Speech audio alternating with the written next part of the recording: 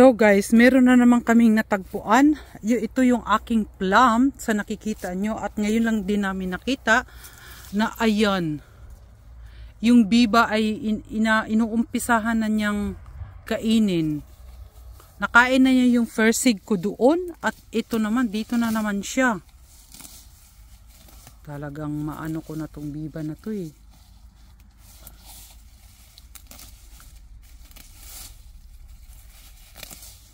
Ngayon lang namin nakita to guys.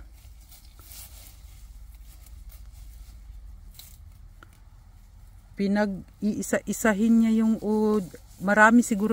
Was glad to be filled decent? Wala, oder Pärchen halt so. Ayan, mag-asawa daw siguro o isa lang ang umaano guys. Ayan, pinag-uumpisa-umpisahan na niya.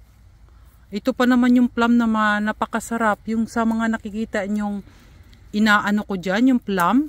Ayan o, pinag-uumpisahan na niya. Was ist das mahal? Das sind Hunger oder was ist das genau? Ja, das ist jetzt das Fressende, die mindeste Dinge. Kasi napakasarap daw nito guys sa kanila. So ayan, nandito na sila. Nakaakyat na sila hanggang dito. Grabe. Dati yung Christmas tree yung pinapapak nila, pati na ito. Yung pinakita ko kaninang umaga doon banda guys, yung nakita nyo, ayun, pinapak na niya. Hindi na yun makayang mabuhay. Ito na lang ang pagtiyagaan naming paluputan or ano ba tawag nito, para hindi niya makagat. Glaubst du die Fresnik with sowas? Talaga naman.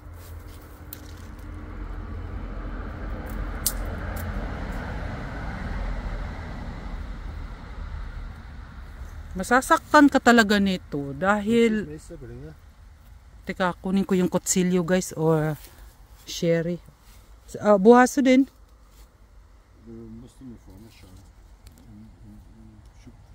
So, diba guys, magagalit ka talaga. Yung mga pinaghirapan mong mga tanim ay kinakain lang nila.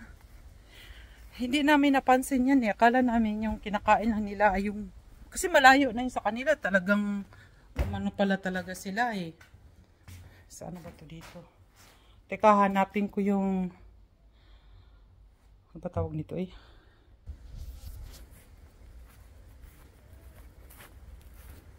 Ewan ko kung pwede to. Hindi ko nakita yung pang ano namin eh. Oder machst du nur ein Pack weiter?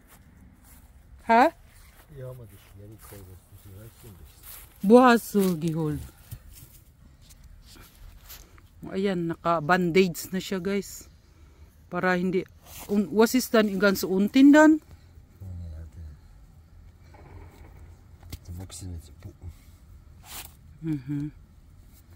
Ayan, pinaluputan na namin guys para hindi siya matuluyang masira. Talaga naman pinagkukot-kot na niya.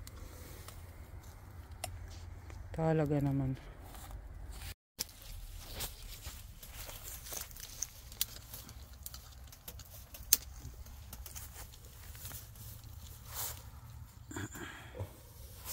Pasnik.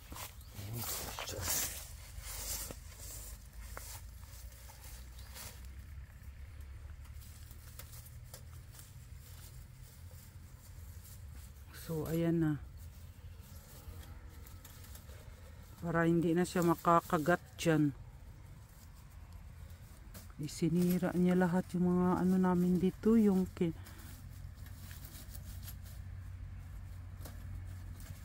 ayan na guys. Para hindi na niya maipagpatuloy na kagat-kagatin niyang kitkitin o kagat-kagatin. Hindi ko alam. Basta sinisira niya yung aming mga pananim ng itong biba na to eh. Kaya ayan. Nakakandado na yan siya. Hindi na yan siya. Oh, hindi na daw siya makakapasok dyan. Hindi na yan makatalon hanggang doon taas. Pwede na yan guys. So, yun lang guys. Thank you for watching. Bye bye.